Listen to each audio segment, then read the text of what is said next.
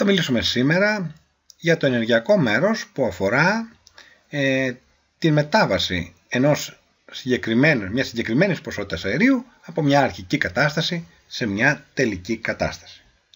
Παρατηρώ ότι μέσα στο αέριο υπάρχουν μόρια τα οποία κινούνται ελεύθερα και άτακτα προς όλες τις κατευθύνσεις. Αυτά συγκρούονται με τα τυχώματα του δοχείου που τα περιέχει, με συνέπεια να δημιουργούν μια πιεστική δύναμη πάνω στα τυχώματα. Η δύναμη αυτή έχει νόημα όσον αφορά όταν ασκείται πάνω στο κινητό μέρος του εμβόλου, εδώ πέρα, γιατί τότε παράγει έργο, γιατί έχω δύναμη, έχω και μετατόπιση και άρα έχω παραγωγή έργου. Λοιπόν, σε αυτή τη συγκεκριμένη περίπτωση που πηγαίνω από μικρότερο προς μεγαλύτερο όγκο, η δύναμη είναι κάθετη στο έμβολο που μετακινείται και μετατοπίζει κατά ΔΧ το έμβολο. Βοηθάει λοιπόν την κίνηση και άρα το έργο είναι θετικό, γιατί η δύναμη βοηθάει την κίνηση. Παρατηρούμε λοιπόν γενικότερα ότι όταν μεγαλώνει ο όγκος ενός αερίου, τότε το έργο του είναι θετικό. Αντίθετα, από κάτω, στην κάτω περίπτωση, που έχουμε μια συμπύκνωση ενός αερίου και όχι εκτόνωση που είχαμε πάνω, λοιπόν παρατηρούμε ότι η δύναμη, εδώ η πιεστική, είναι αντίθετη με τη μετατόπιση που είναι προς τα αριστερά και άρα το έργο της δύναμης του αερίου είναι αρνητικό. Λοιπόν, γιατί η δύναμη εμποδίζει την κίνηση. Βέβαια, στην περίπτωση της ισοβαρούς μεταβολής θα μπορούσαμε να βρούμε και τύπο για το έργο. Το έργο λοιπόν δεν είναι τίποτα άλλο από τον ορισμό που ξέρουμε, είναι F επί ΔΧ. F επί ΔΧ. Αλλά όμως η πίεση είναι η κάθετη πιεστική δύναμη προς την επιφάνεια α στην οποία ασκείται η κάθετη πιεστική δύναμη. Άρα αυτή η δύναμη F ίσοται με P επί α. Πηγαίνοντας λοιπόν και αντί για F βάζουμε P επί α εδώ, επί ΔΧ που το είχαμε από πριν, ναι, αλλά το α επί ΔΧ δεν είναι τίποτα άλλο, α που είναι το εμβαδό αυτό επί ΔΧ είναι ο όγκος κατά τον οποίο μεγάλωσε το αέριο, δηλαδή ΔΒ. Και άρα λοιπόν καταλήγουμε στο συμπέρασμα ότι το έργο είναι P επί ΔΒ. Μπορούμε και αλγεβρικά να δούμε ότι το έργο από μόνο του βγαίνει είναι θετικό ή αρνητικό εάν βάλουμε το ΔΒ πάνω που είναι πάντα τελικό μείον αρχικό, Β τελικό μείον αρχικό, και πράγματι όταν ο όγκος μεγαλώνει το ΔΒ είναι μεγαλύτερο του μηδενός και το έργο θετικό. Όταν ο όγκος μικραίνει το ΔΒ είναι μικρότερο του μηδενός και το έργο είναι αρνητικό. Σε αυτή την περίπτωση στην περίπτωση που μπορούμε να χρησιμοποιήσουμε τον τύπο είναι η σοβαρή μεταβολή. Γιατί ουσιαστικά για την έβρεση αυτού του έργου χρειάζομαι μια σταθερή πίεση καθ' όλη τη διάρκεια της μετατόπισης, καθ' όλη τη διάρκεια του μεγαλώματος του δοχείου, του μεγαλώματος του όγκου, του αερίου. Λοιπόν, και αυτό γιατί σε άλλη περίπτωση θα ήθελα να έχω το έργο σαν P1 επί ΔΒ1 συν P2 επί ΔΒ2 συν P3 επί ΔΒ3, άπειρα βήματα, το οποίο δεν είναι λάθος, αλλά είναι πάρα πολύ δύσκολο να το υπολογίσω. Όμως σε αυτή την περίπτωση είναι πανεύκολο να υπολογίσω με το έργο που η πίεση είναι σταθερή, γιατί είναι ουσιαστικά η πίεση επί την συνολική μεταβολή του όγκου. Αν τώρα πάμε σε αυτό το διάγραμμα μιας ισοβαρούς μεταβολής, που τη βλέπουμε σταθερή πίεση από την αρχική κατάσταση στην τελική, τότε παρατηρούμε ότι αυτή είναι η μεταβολή του όγκου στο PV διάγραμμα και αυτή είναι η πίεση. Και το γινόμενο της πίεσης επί τη μεταβολή του όγκου δεν είναι τίποτα άλλο από το εμβαδό που είναι το έργο όπως προείπαμε. Άρα λοιπόν στο PV διάγραμμα το εμβαδό είναι το έργο. Αυτό μπορούμε να το γενικεύσουμε εύκολα σε οποιαδήποτε μεταβολή, ότι στο PV διάγραμμα το εμβαδό που είναι το εμβαδό θα είναι το έργο για την μεταβολή αυτή του αερίου. Ας περάσουμε τώρα στην εσωτερική ενέργεια ενός αερίου. Ουσιαστικά, εσωτερική ενέργεια που συμβολίζεται με το γράμμα U είναι το σύνολο των άτακτων ενεργειών των μορίων ενός αερίου. Και έχει αποδειχτεί, μπορούμε να το δείξουμε σε λίγο, ξανά για επανάληψη πώς αποδεικνύεται, ότι η εσωτερική ενέργεια ενός των μορίων ενός ιδανικού τονίου αερίου είναι 3 δεύτερα νη air ταφ, όπου νη είναι ο αριθμός των μολ air, η παγκόσμια σταθερά των αερίων, ταφ η θερμοκρασία και ου φυσικά η εσωτερική ενέργεια. Εδώ παρατηρούμε ότι η εσωτερική ενέργεια εξαρτάται μόνο και μόνο από την θερμοκρασία, από τίποτε άλλο. Έτσι, για ορισμένη βέβαια πάντα ποσότητα αερίου, για νη μολ αερίου. Και κατά συνέπεια, όταν ένα αέριο μεταβεί από μια κατάσταση α σε μια κατάσταση ταφ τελική, τότε η μεταβολή στην εσωτερική ενέργεια θα εξαρτάται για την ορισμένη αυτή ποσότητα αερίου από την μεταβολή στην θερμοκρασία, ξανά που φαίνεται σε αυτόν εδώ πέρα τον πίνακα. Έτσι, και είναι ανεξάρτητη από οτιδήποτε άλλο. Με άλλα λόγια, δεν φαίνεται να μας ενδιαφέρει ο τρόπος με τον οποίο έγινε μεταβολή, δηλαδή αν είναι ισόχωρη, αν είναι ισοβαρής, αν είναι αδιαβατική, παρά μόνο η μεταβολή της θερμοκρασίας. Λοιπόν, και κατά συνέπεια, εδώ υπάρχει ένα κόλπο που αν κανείς βρει την μεταβολή στην εσωτερική ενέργεια για μια οποιαδήποτε μεταβολή, τότε θα ξέρει και ποια είναι η μεταβολή στην εσωτερική ενέργεια για οποιαδήποτε άλλη μεταβολή μεταξύ των ίδιων θερμοκρασιών ή γενικότερα για την ίδια μεταβολή θερμοκρασίας. Και στο διπλανό σχήμα φαίνεται αυτό, ότι βλέπω ότι εδώ είναι δύο ισόθερμες, η ταφ α που είναι μικρότερη θερμοκρασία από την ταφ β, και βλέπουμε ότι το αέριο μεταβαίνει τη μία φορά από την αρχική στην τελική κατάσταση σοβαρός, την άλλη μεταβαίνει ισόχωρα και την άλλη με μια μεταβολή άγνωστη. Έτσι, λοιπόν, και για τις τρεις αυτές μεταβολές που γίνονται για την ίδια μεταβολή θερμοκρασίας, είναι η ίδια η μεταβολή στην εσωτερική ενέργεια. Άρα, αν βρω για μία από αυτές, συνήθως βρίσκω όπως θα δούμε για την ισόχωρη, τότε ξέρω και τη μεταβολή της εσωτερικής ενέργειας για τις άλλες δύο. Και τώρα θα μπορούσαμε να περάσουμε, έτσι να θυμίσουμε λιγουλάκι, πώς αποδεικνύεται ο τύπος η εσωτερική ενέργεια, ίσοτε με 3 δεύτερα νη air ταφ και γενικώς μερικές αποδείξεις που χρησιμεύουν σε αυτό το κεφάλαιο. Πρώτα να δεχτεί ότι η μέση κινητική ενέργεια των μορίων ενός αερίου, που τη συμβολίζουμε εδώ με κάπα και μια παύλα από πάνω για να την ξεχωρίζουμε από τη σταθερά του Boltzmann που είναι σκέτο κάπα και που είναι R προς νη α, λοιπόν η μέση κινητική ενέργεια των μορίων ενός αερίου, δηλαδή κάθε μόριο ενός αερίου τι κινητική ενέργεια έχει, αναφέρεται σε ένα μόριο αυτός ο τύπος, είναι 3 δεύτερα σταθερά του Boltzmann κάπα επί ταφ. Δεν έχουμε παρά να ξεκινήσουμε με αυτόν τον τύπο που δίνεται χωρίς απόδειξη από το σχολικό βιβλίο, ότι η πίεση είναι 1/3 επί την πυκνότητα ρ επί την μέση τιμή των τετραγώνων των ταχυτήτων. Λοιπόν, αυτό είναι λογικό ο τύπος, μπορούμε να το δούμε ότι είναι λογικός τύπος, γιατί όσο πιο πυκνό είναι το αέριο, τόσο πιο πολλές θα είναι οι συγκρούσεις με τα τυχώματα του δοχείου, τόσο πιο μεγάλη θα είναι η πίεση.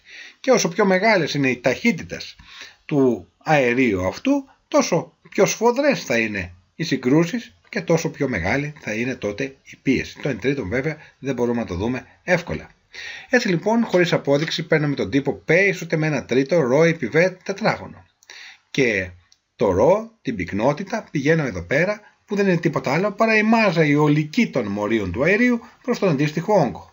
Δηλαδή, νη, όπου νη είναι ο αριθμός των μορίων επί τη μάζα του κάθε μορίου προς τον αντίστοιχο όγκο. Μάζα ολικό ίσοτε με νη μόρια επί τη μάζα του κάθε μορίου. Λοιπόν, άρα, αν το γράψουμε αυτό εδώ πέρα την πυκνότητα με αυτόν τον τρόπο, νη επί μη δια β επί β μέση τετράγωνο, και μετά το β το πάρουμε από τον παρονομαστή στο δεύτερο μέλος και το πάμε στον αριθμητή στο πρώτο, και ταυτόχρονα θέλουμε εδώ να σχηματίσουμε την κινητική ενέργεια που δεν πάβει να είναι πάντα 1/2 μη επί β τετράγωνο, εκτός από τον άλλον τύπο που θέλουμε να αποδείξουμε. Θα έχουμε δύο τύπους για τη μέση κινητική ενέργεια ενός μορίου. Σχηματίσαμε λοιπόν την κινητική ενέργεια. Τι κάναμε? Διαιρέσαμε δια 2 για να γίνει η κινητική ενέργεια και πολλαπλασιάσαμε επί 2. Και έτσι λοιπόν αυτός ο τύπος πια μπορεί να γραφεί P επί V ίσοτε με 2/3 νη επί K μέση. Λοιπόν, που είναι η κινητική ενέργεια, που περικλείεται μέσα σε αυτή εδώ πέρα τη διακεκομένη γραμμή. Και επίσης δεν μπορεί να ξεχάσει κανείς ότι η καταστατική εξίσωση είναι P επί V ίσοτε με νη ταφ. P επί V λοιπόν, για να εκφραστούμε όχι με μόλ αλλά με μόρια, είναι νη, ο αριθμός των μορίων προς νη α, που είναι ο αριθμός του Avogadro. Νη μόρια, τα συνολικά, προς τα μόρια ενός μολ βρίσκω πόσα μολ είναι, το νη. Νη λοιπόν ισούται με νη προς νη α, επί r επί ταφ. Ναι, αλλά το r προς νη α δεν είναι τίποτα άλλο παρά η σταθερά του Boltzmann K, άρα P επί V ισούται με νη K ταφ. Το παίρνω λοιπόν αυτό, το γράφω το P επί V νη K ταφ, το νη και το νη φεύγουν και λύνω ως προς μέση κινητική ενέργεια που είναι 3 δεύτερα K ταφ και έτσι απλά αποδείχτηκε αυτός ο τύπος. Όμως και εδώ παρατηρούμε ότι η μέση κινητική ενέργεια ενός μορίου του αερίου εξαρτάται μόνο και μόνο από την θερμοκρασία, δεν εξαρτάται από τη μάζα του. Κανείς μπερδεύεται και λέει ότι η μέση κινητική ενέργεια εξαρτάται από τη μάζα του αερίου οπωσδήποτε, γιατί αυτό η μάζα εμπεριέχεται μέσα στον τύπο. Πώς συμβαίνει λοιπόν να εξαρτάται μόνο τελικά από τη θερμοκρασία? Λοιπόν, αυτό μπορεί να συμβεί ως εξής. Όσο πιο μεγάλη μάζα έχω, τόσο πιο μικρή ταχύτητα θα έχω. Οπότε ουσιαστικά το μεγάλωμα της μάζας, η εξάρτηση από τη μάζα εξισορροπείται από την εξάρτηση από την ταχύτητα. Και έτσι ουσιαστικά δεν εξαρτάται από τη μάζα, γιατί η μικρότερη μάζα σημαίνει μεγαλύτερη ταχύτητα. Μεγαλύτερη μάζα, μικρότερη ταχύτητα, έτσι λοιπόν η μάζα, η κινητική ενέργεια, η μέση μπορεί να είναι εξάρτητη από τις μάζας και την ταχύτητα, εξαρτάται εν τέλει όπως αποδείχτηκε μόνο από την θερμοκρασία του αερίου. Λοιπόν, άρα επιμένουμε εδώ, παρόλο που στον τύπο φαίνεται ότι η κινητική ενέργεια εξαρτάται από την ταχύτητα και από τη μάζα, εν τέλει εξαρτάται μόνο από την θερμοκρασία του αερίου. Και τώρα δεν έχουμε παρά να δείξουμε τον τύπο που προηγουμένως επιδείξαμε, ότι η εσωτερική ενέργεια είναι το σύνολο των άτακτων κινητικών ενεργειών και είναι 3 δεύτερα νη r ταφ. Πράγματι, αφού η εσωτερική ενέργεια είναι το σύνολο των άτακτων κινητικών ενεργειών, νη μόρια επί τη μέση κινητική ενέργεια του καθενός, νη επί 3 δεύτερα kt, νη επί 3 δεύτερα το k είναι r προς νη α επί t, το 3 δεύτερα μπροστά, το νη προς νη α το βάζω όλο μαζί γιατί είναι σταθερά του Boltzmann, έτσι, νη προς νη, γιατί είναι ο αριθμός των μολ του αερίου και μας βγαίνει 3 δεύτερα νη r ταφ. Λοιπόν, αποδείχτηκε τόσο απλά αυτός ο τύπος.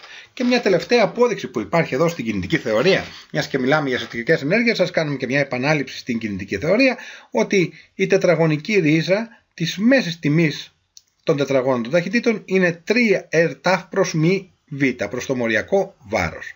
Ξεκινάμε για να αποδείξουμε αυτόν τον τύπο τους δύο τρόπους που μπορώ να βρω τη μέση κινητική ενέργεια ενός μορίου του αερίου. Ένα δεύτερο μη β τετράγωνο μέση ισούται με 3 δεύτερα kt. Τα δύο και τα δύο φεύγουν και μας μένει ότι μη β τετράγωνο μέση ισούται με 3, το k γράφεται r προς νη α επί t και άρα β τετράγωνο, αν λύσω προς αυτό και τα πάω όλα τα άλλα στο άλλο μέλος, μας γίνεται αυτό το πραγματάκι εδώ, αλλά το νη α επί μη δεν είναι τίποτα άλλο πόσο μάζα είναι αυτή όσο το μοριακό βάρος, αφού το μοριακό βάρος έτσι είναι ένα μολ, είναι πόσο ζυγίζει ένα μολ.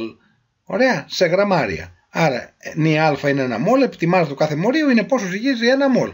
Κατά συνέπεια λοιπόν αυτό είναι το μοριακό βάρος και έχουμε ότι V μέση τετράγωνο ισούται με 3r ταφ προς μη r.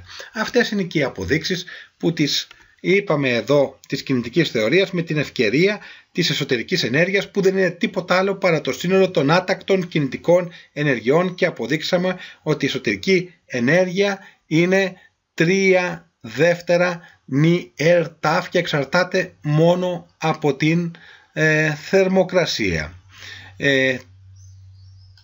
Να το δούμε ξανά εδώ. Η εσωτερική ενέργεια, από εκεί ξεκίνησε η όλη η ιστορία και κάναμε την παράκαμψη. 3 δεύτερα νη r ταφ και εξαρτάται μόνο από την θερμοκρασία.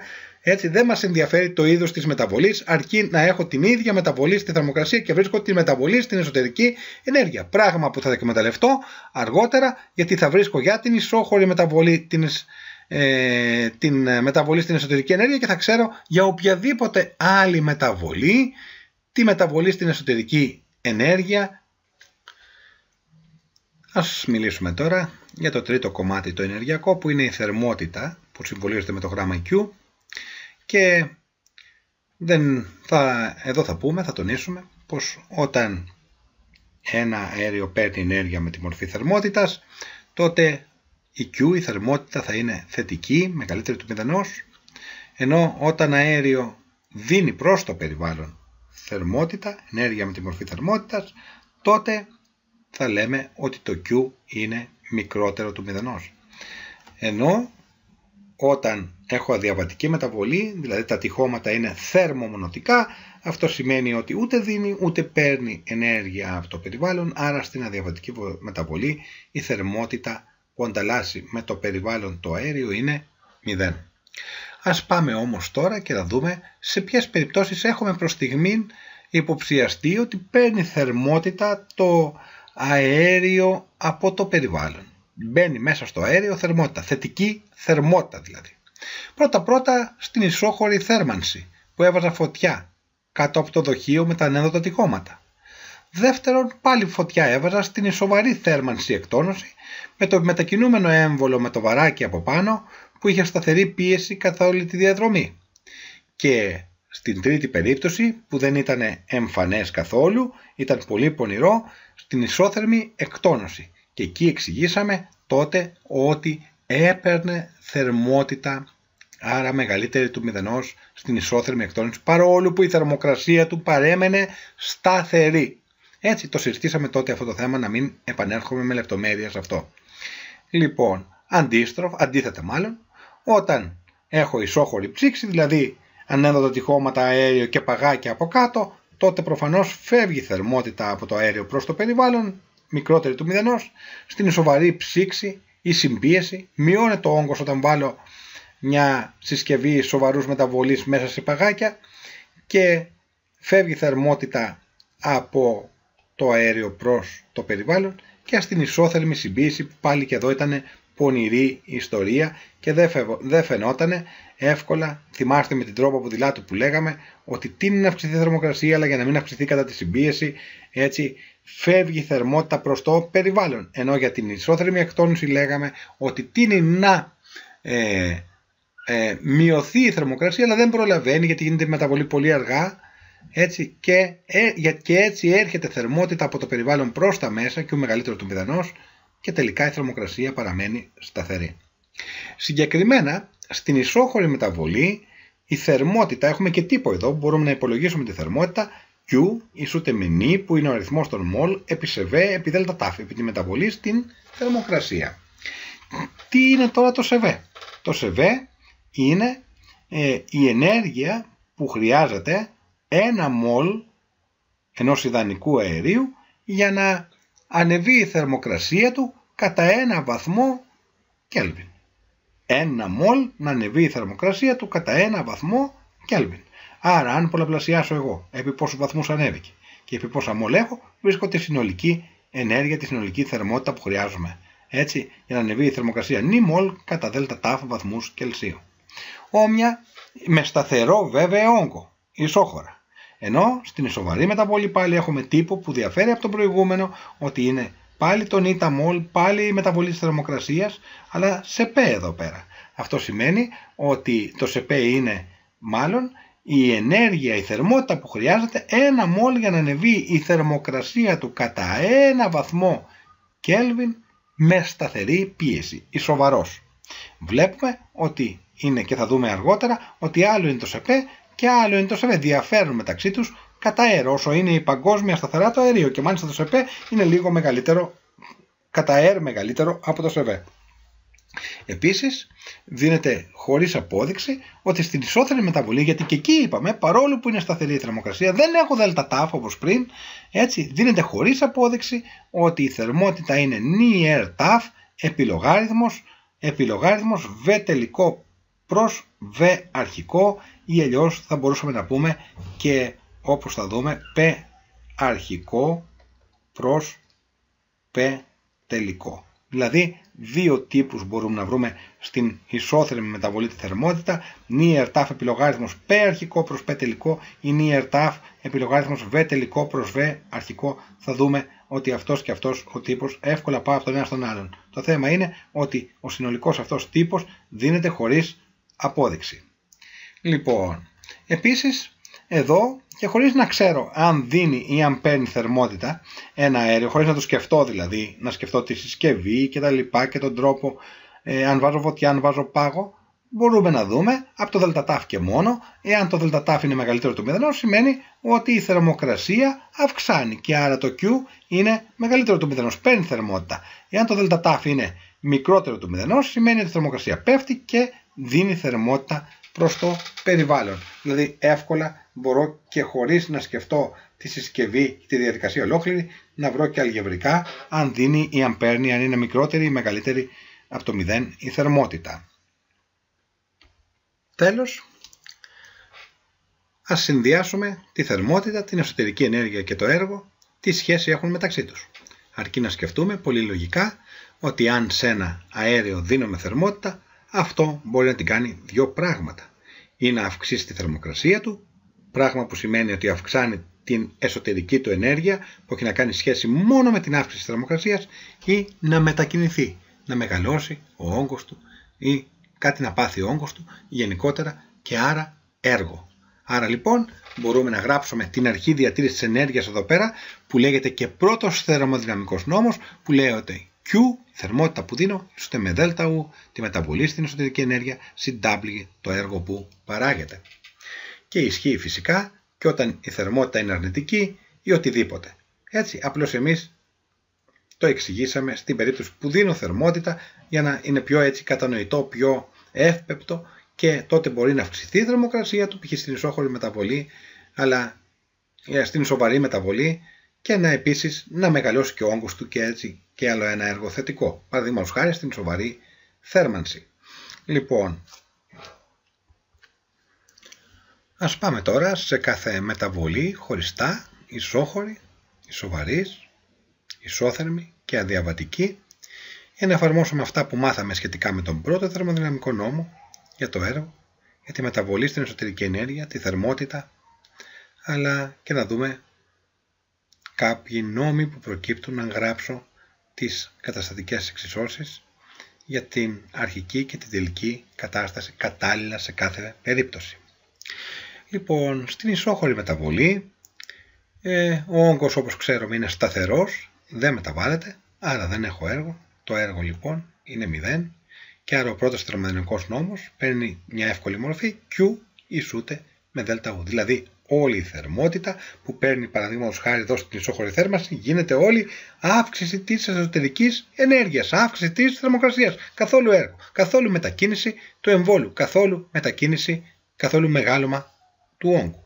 Άρα λοιπόν εδώ μπορούμε να συμπληρώσουμε ότι το έργο είναι 0 στην ισόχωρη μεταβολή.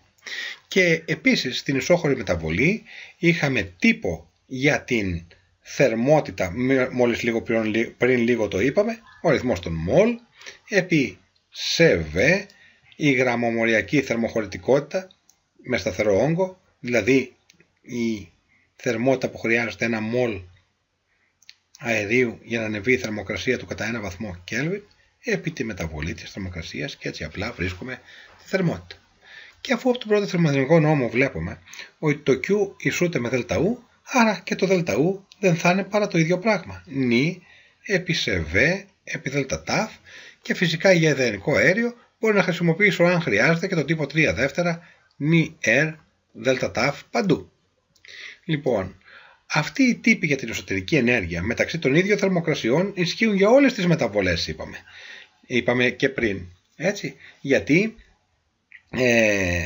η μεταβολή στην εσωτερική ενέργεια, στην ισόχωρη μεταβολή μεταξύ των ίδιων θερμοκρασιών είναι ίδια με τη μεταβολή στην εσωτερική ενέργεια, στην σοβαρή, στην αδιαβατική μεταβολή μεταξύ των ίδιων θερμοκρασιών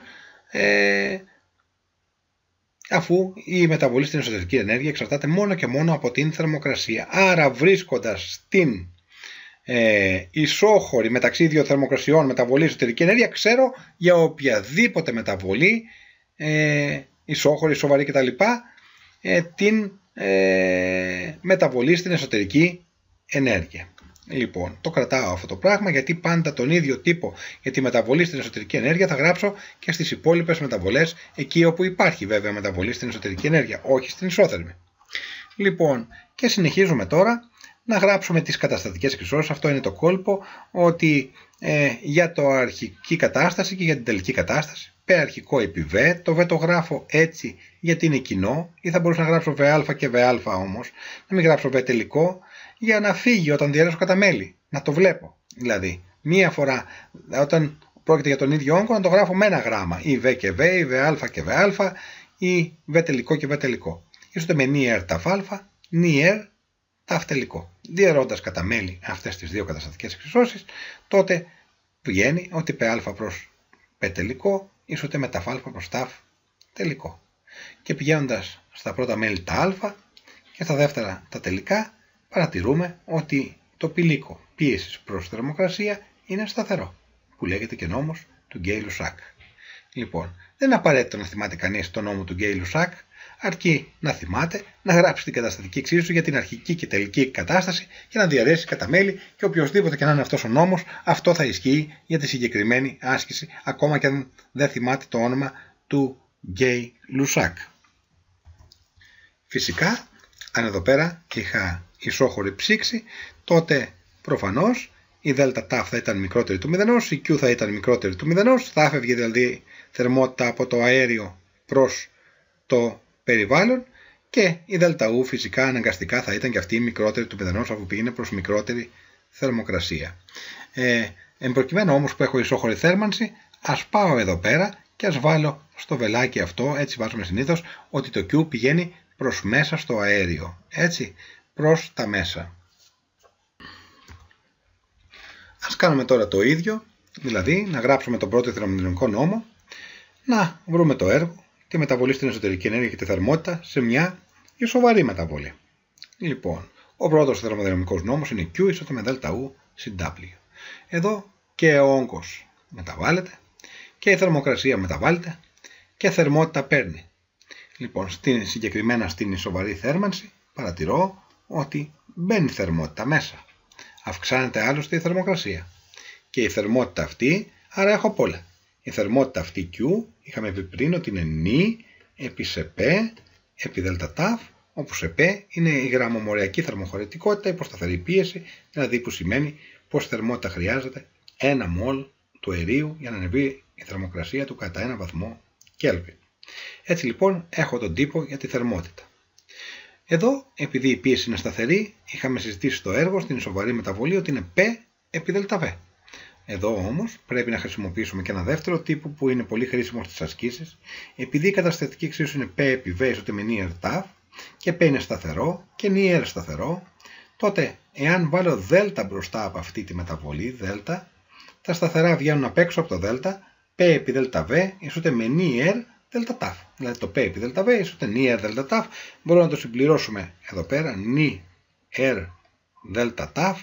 Είναι ένας δεύτερος τρόπος που μπορώ να υπολογίσω το έργο στην ισοβαρή μεταβολή, αν ξέρω απλώς τον αριθμό των μόλ και την μεταβολή στην θερμοκρασία. Δεν χρειάζεται να πάω από τον τύπο P επί ΔΒ. Όσον αφορά τώρα για την μεταβολή στην εσωτερική ενέργεια, το έχουμε πει πολλές φορές πώς θα τη βρίσκουμε. Νάτι εδώ μια ισοβαρής μεταβολή, να οι ισόθερμες που περνάνε από την αρχή και το τέλος, και να και μια ισόχωρη μεταβολή. Λοιπόν, σε ένα βέβαια PV πάντα διάγραμμα. Λοιπόν, και είπαμε ότι μεταξύ των ίδιων θερμοκρασιών, έτσι, η μεταβολή, όταν έχω το ίδιο ΔΤ, η μεταβολή στην εσωτερική ενέργεια είναι η ίδια στην ισοβαρή και η ίδια στην ισόχωρη. Ναι, αλλά στην ισόχωρη, μόλις πριν είπαμε ότι ΔΟ είναι νι επί σε Β επί ΔΤ.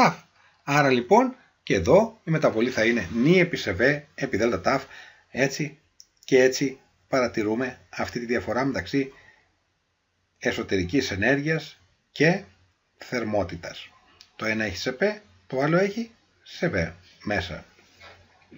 Τώρα, αν πάμε εδώ να γράψουμε την καταστατική εξίσωση ξανά, Π που είναι το κοινό, με το γράφω Π αρχικό, επί Β αρχικό, ισούται με νι ταφ αρχικό, και εδώ έχουμε Π ξανά που είναι η ίδια, επί Β τελικό, ισούται με νι ταφ τελικό. Πάλι διαιρώντας κατά μέλη φεύγει τα Π και έχουμε ότι Β αρχικό προς Β τελικό ισούται με ταφ αρχικό προς ταφ τελικό. Και συνεπάγεται από εδώ πέρα ότι αν πάω τα α στα αρχικά στη μια μεριά, Β αρχικό προς ταφ αρχικό ισούται με V τελικό προς ταφ τελικό ισούται σταθερό. Άρα λοιπόν μπορούμε να πούμε ότι ο λόγος V προς ταφ κατά την σοβαρή μεταβολή είναι σταθερός και αυτός ο νόμος λέγεται νόμος του Γκέι-Λουσάκ. Κάναμε λάθος πριν, πρέπει να πάμε στην ισόχωρη μεταβολή να το διορθώσουμε. Έτσι, δεν λεγόταν αυτός Γκέι-Λουσάκ, αυτός ήταν ο νόμος του Τσάρλς. Νόμος του, να το σημειώσουμε και εδώ πάνω, του Τσάρλς.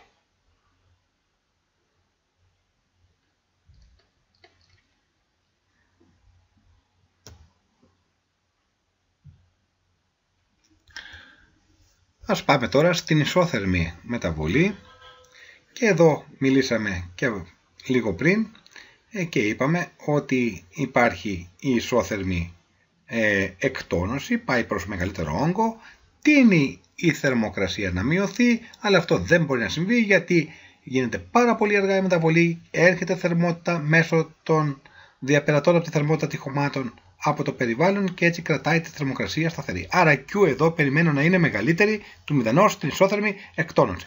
Αντίθετα στη συμπίεση τείνει να αυξηθεί η θερμοκρασία σε κάθε συμπίεση και όμως η μεταβολή που γίνεται πολύ αργά προλαβαίνει η θερμότητα Q να φύγει προς το περιβάλλον και έτσι πάλι ξανά καταφέρνει η θερμοκρασία να είναι σταθερή. Αυτή είναι η ουσία.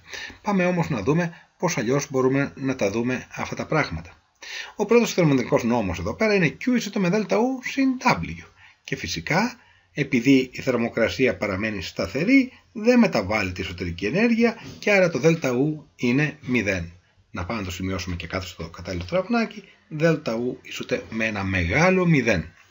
Λοιπόν, εδώ τώρα η θερμότητα δεν μπορεί να υπολογιστεί, δεν είναι και εύκολο, δεν έχω μεταβολή θερμοκρασίας. Καταρχάς πρέπει να πιστέψω ότι μπαίνει και βγαίνει θερμότητα, έτσι, με το κόλπο που εξηγήσαμε πριν.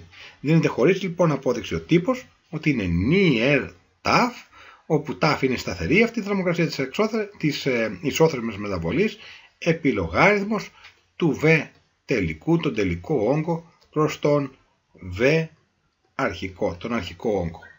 Λοιπόν, και επίσης μπορεί κανείς να παρατηρήσει εδώ πέρα ότι ο V τελικός προς V αρχικό, αφού έγραψα τις δύο καταστατικές εξισώσεις, έτσι, κοινή θερμοκρασία, εξίσωσα τα πρώτα μέλη και βρήκα ότι εδώ ο νόμος του Boyle είναι P επί V είναι σταθερό. P επί V ισούται με P τελικό επί V τελικό.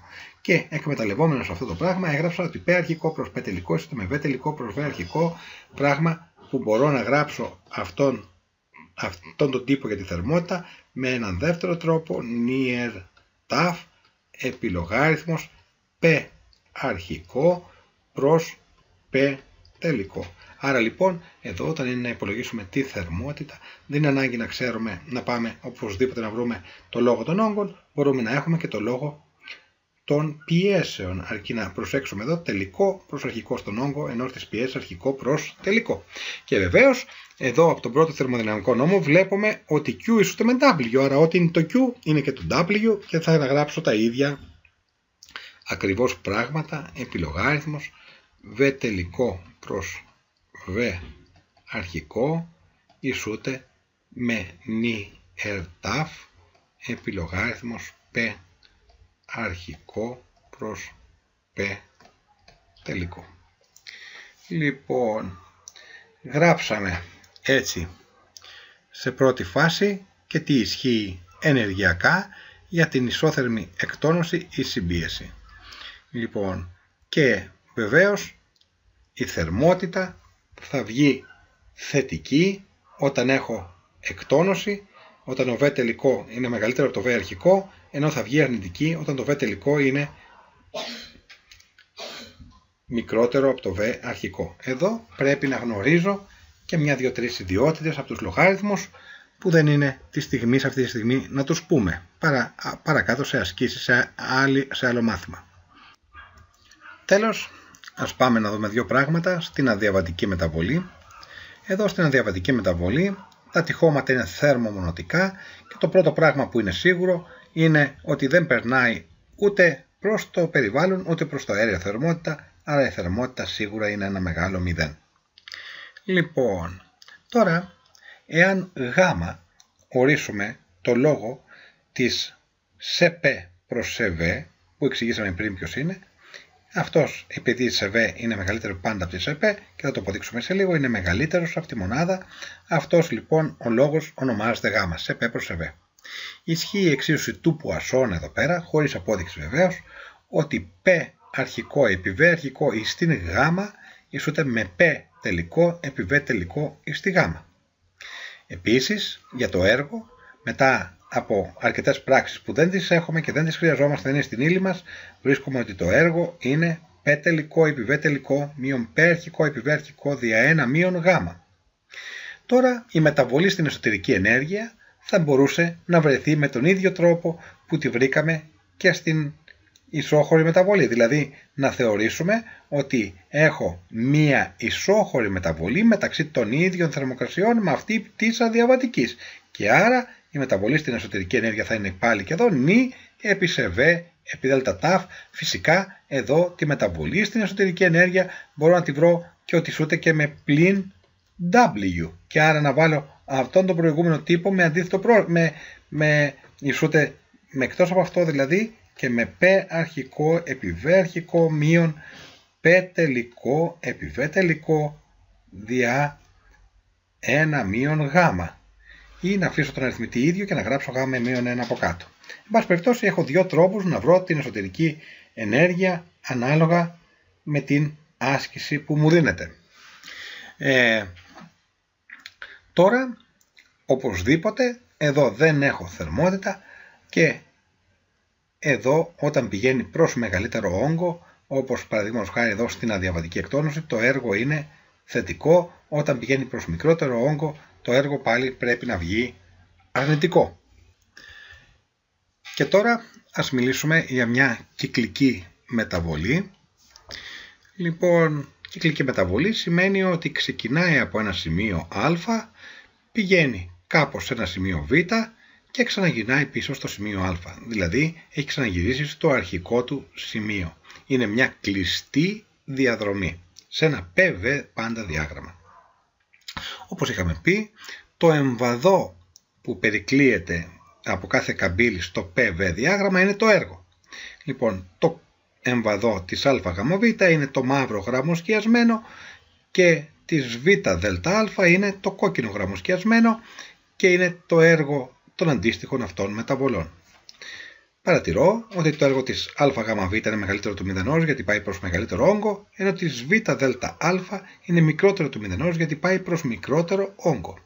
Από το σχήμα επίσης παρατηρώ ότι το εμβαδόν της ΑΓΒ είναι μεγαλύτερο, το εμβαδό της ΒΔΑ είναι μικρότερο, άρα λοιπόν αν θελήσω να βρω το ολικό έργο θα προσθέσω τα επιμέρους έργα.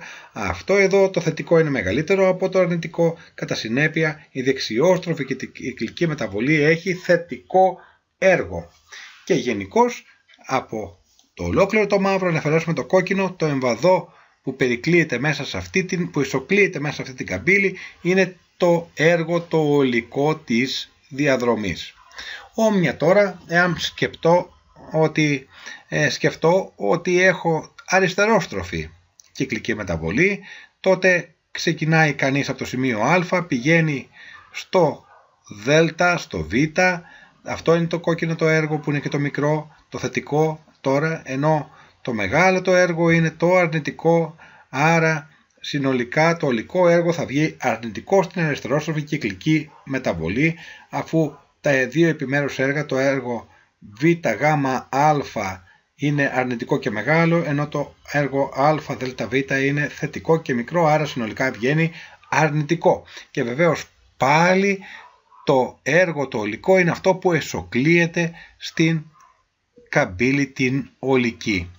Λοιπόν, αν εφαρμόσουμε τώρα τον πρώτο θερμοδυναμικό νόμο για την κυκλική μεταβολή, τότε το Q ολικό ισούται με ΔU ολικό συν W ολικό. Όμως, μεταβολή στην εσωτερική ενέργεια δεν έχω στην κυκλική μεταβολή, γιατί απλούστατα Ξαναγύρισα στο ίδιο σημείο, στην ίδια θερμοκρασία με την αρχική, αλλά δεν έχω μεταβολή θερμοκρασίας, άρα δέλτα U ολικό είναι 0, άρα Q ολικό ισούται με W ολικό, ισούται με το εμβαδό που ισοκλείεται στην κυκλική μεταβολή. Σε αυτό το μάθημα, το τελευταίο που έχουμε να πούμε, αν γυρίσουμε πίσω στην ισοβαρή μεταβολή, θα δούμε τη σχέση μεταξύ ΣΕΠ και ΣΕΒ. Ας ξεκινήσουμε από τον πρώτο θερμοδυναμικό νόμο, Q ισούται με ΔU συν W, και ας αντικαταστήσουμε το Q, το ΔU και το W με αυτά που λίγο πριν φαίνονται στον πίνακα κάτω αριστερά και που λίγο πριν είπαμε. Λοιπόν, είπαμε ότι το Q είναι νη επί ΣΕΠ επί ΔΤΑΦ, το ΔU πάντα είναι νη επί ΣΕΒ επί ΔΤΑΦ και όχι μόνο στην ισόχωρη, άρα και στην ισοβαρή εδώ, και αποδείξαμε πριν ότι το W ισούται και με νη R ΔΤΑΦ. Διώχνοντας τα νη και τα ΔΤΑΦ που είναι παντού, βγαίνει αμέσως ότι ΣΕΠ ισούται με ΣΕΒ συν R, και το γάμα που βρήκαμε στην αδιαβατική μεταβολή, που είναι ο λόγος του ΣΕΠ και του ΣΕΒ, είναι φως φανάρι ότι είναι εδώ μεγαλύτερο της μονάδος, αφού το ΣΕΠ είναι μεγαλύτερο από το ΣΕΒ κατά R. Εύκολα επίσης μπορούμε να βρούμε και το ΣΕΒ, τι σχέση έχει με το R, αν σκεφτεί κανείς ότι ΔU είναι νη επί ΣΕΒ επί ΔΤΑΦ πάντα, και όπως είπαμε και στην αρχή του μαθήματος, ισούται με 3 δεύτερα νη R ΔΤΑΦ για ιδανικό βέβαια αέριο, μονοατομικό ιδανικό αέριο, τότε μπορούμε να εξισώσουμε αυτό και στο κάτω τετραγωνάκι να έχουμε νη επί ΣΕΒ επί ΔΤΑΦ ισούται με 3 δεύτερα νη R ΔΤΑΦ. Από εδώ μπορεί να φύγει το ΔΤΑΦ και το νη, το ΔΤΑΦ και το νη, το ΔΤΑΦ και το νη, και να μείνει εύκολα ότι ΣΕΒ για ιδανικό μόνο ατομικό αέριο είναι 3 δεύτερα έτσι R. Αυτό ισχύει για ιδανικό μονοατομικό αέριο. Αν δεν το γράφει αυτό η εκφώνηση της άσκησης, θα πρέπει να δίνεται κάποιο ΣΕΒ. Έτσι. Και φυσικά, εάν προσθέσουμε στο ΣΕΒ και το R, θα βρούμε το ΣΕΠ. Άρα λοιπόν το ΣΕΠ θα είναι 5 δεύτερα R. Αυτά σε αυτό το μάθημα.